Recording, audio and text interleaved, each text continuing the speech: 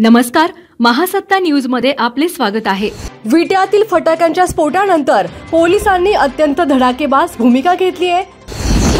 फटाक्यांच्या स्फोटामुळे मृत्यूस कारणीभूत ठरल्याचा गुन्हा दाखल करण्यात आलाय। दत्तात्रय तारळकर यांच्या विरोधात विटा पोलिसात गुन्हा दाखल झालाय। पोलिसांच्या या दमदार भूमिकेचे विटा शहरातून जोरदार स्वागत होत आहे। शहरातील अवैध फटाक्यांची गोदामे पोलिसांनी उद्ध्वस्त करावीत अशी मागणी विटा शहरातून होतीये। विटा शहरातील यशवंतनगर परिसरात दत्तात्रय शिवदास तारळकर वय 52 वर्ष यांनी आपल्या राहत्या घरातच फटाके विक्रीसाठी बेकायदेशीरपणे गोदाम केले होते। या गोदामात बुधवार 1 जानेवारी रोजी अत्यंत भीषण असा स्फोट झाला। या स्फोटात त्यांची आई कलावती तारळकर वय 92 यांचा होरपळून मृत्यू झाला।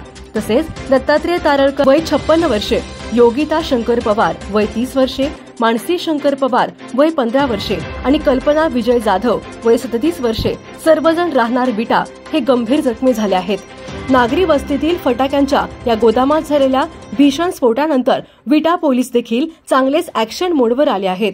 पोलीस निरीक्षक धनंजय फडतरे यांनी कठोर भूमिका घेत फटाका गोदामाचे मालक दत्तात्रय तारळकर यांच्यावर मृत्यूस कारणीभूत ठरल्याचा गुन्हा दाखल करण्यात आला आहे। या कारवाईनंतर विटा शहरातील अवैध फटाके विक्रेत्यांचे धाबे चांगलेच दणाणले आहेत। पोलिसांच्या या धडाकेबाज कारवाईचे स्वागत करत विटा शहरातील अवैध फटाके विक्रेत्यांची दुकाने आणि गोदामाचे अड्डे पूर्णतः उद्ध्वस्त करावेत अशी मागणी नागरी हक्क संघटनेचे अध्यक्ष सुनील सुतार यांनी केली आहे।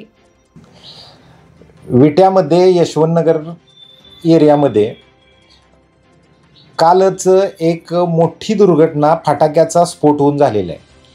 सदर फटाके हे अवैधरित्या फटाके विक्रेत्यांनी त्याच्या घरात ठेवलेले होते आणि घरालाच त्यांनी गोडाऊन केल्यामुळे हा प्रकार घडलेला आहे। याच्यामुळे निष्पाप लोकांचे प्राण गेलेले आहेत। म्हणजे ज्यांना ह्या गोष्टीची जाणीव नाही अशा लोकांना ह्याचा त्रास झालेला आहे। म्हणजे त्याच्यातले शेजारचे असतील, त्यांच्यात काम करणारे असतील, यांचा यामध्ये एका महिलेचा बळी गेलेला आहे आणि बाकीच्या लोक होरपाळलेले आहेत। 5-6 लोक ह्यामध्ये जायबंदी झालेले आहेत।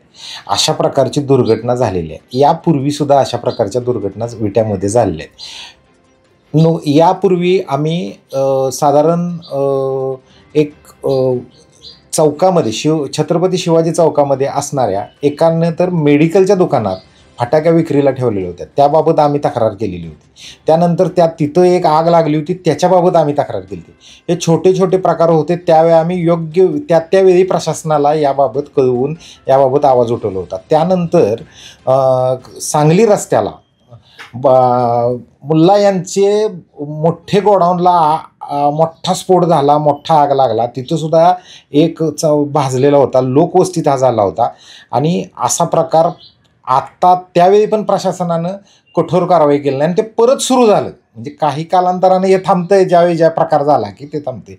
तसंच विट्यामध्ये हा असेल, तसंच नगरपालिकेच्या पुढं एक नगरसेवकच लोकवस्तीत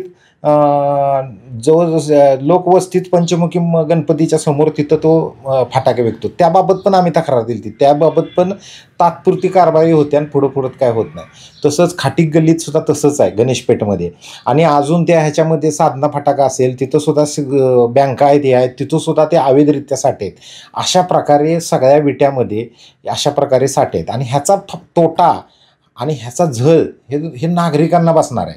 म्हणजे आजची जर का परिस्थिती बघितली, आज प्रत्येकाच्या घरात कमीत कमी 1-2 सिलेंडर असतात। त्याच्या घराच्या बाहेर असणाऱ्या पेट्रोलच्या आणि CNGच्या गाड्या असतात। ह्याच्यामुळं जर असा काय प्रकार घडला तर एका घरात समजा त्या घरात जर का काल सिलेंडरचा स्फोट झाला असता तर त्या आजूबाजूच्या 4 घरांना पण त्याचा धक्का बसला असता आणि त्याची इजा बसली असती, त्या लोकांची पण जीवितहानी झाली असते। याकडे प्रशासन बघणार आहे का, गांभीर्याने घेणार आहे का? हे लोकप्रतिनिधी ह्या अशा बेकायदेशीर काम करणाऱ्या लोकांच्या मागे उभा राहणार आहेत का सामान्य माणसांच्या आरोग्याच्यासाठी किंवा सुरक्षेसाठी उभा राहणार आहेत? हे पण ह्या लोकप्रतिनिधी पण आपली भूमिका जागणार। प्रत्येक वेळी आपला बगल बच्चा म्हणून पाठीशी घालणं आणि लोकांचा जीव धोक्यात घालणं हे सुद्धा ह्या लोकप्रतिनिधींनी माजी आमदार, आजी आमदार यांनी हे सगळं बंद केलं पाहिजे। त्यांच्या कडक कारवाई करायला प्रशासनाला सांगितलं पाहिजे।